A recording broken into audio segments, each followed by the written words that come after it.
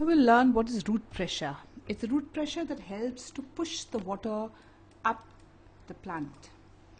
First, we know the xylem was made up of these vessels and tracheids.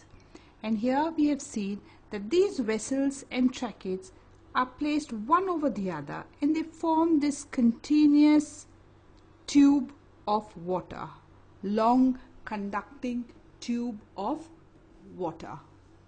So here is a long water conducting channel formed with the help of the vessels and tracheids. They form like a long tube inside the xylem, this full long tube inside the xylem.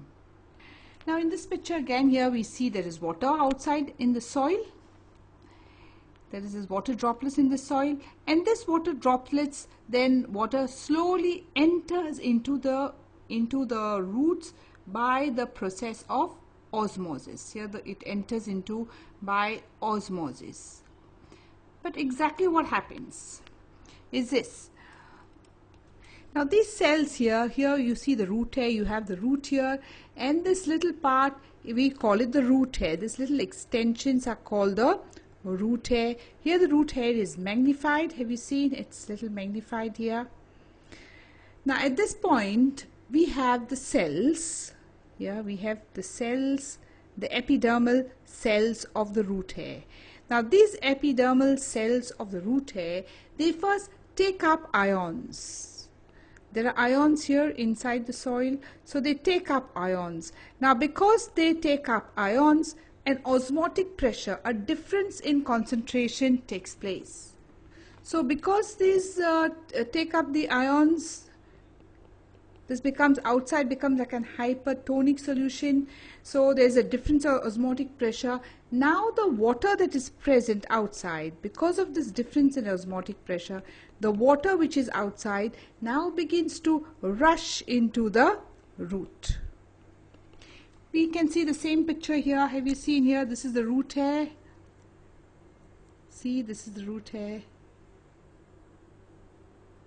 In the beginning, you have the ions that are already taken up by the cells, and because the ions are taken up by the cells, there is a difference in osmotic pressure, and now the water molecules begin to enter here.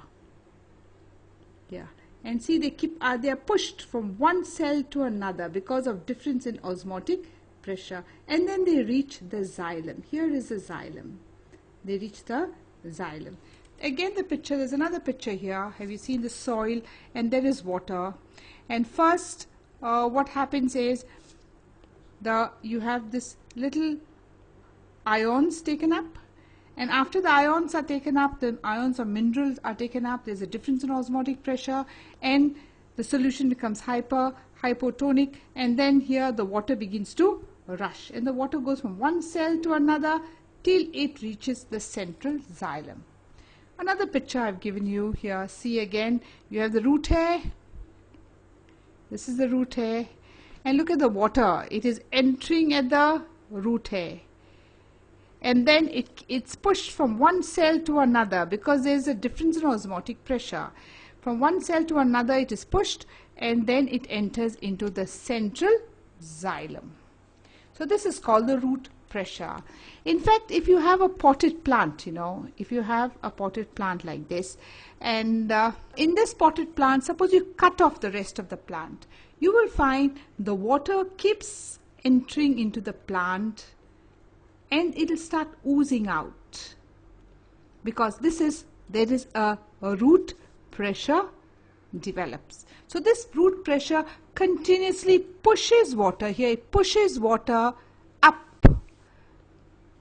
There's water continuously entering into the roots, and hence the water gets pushed up. And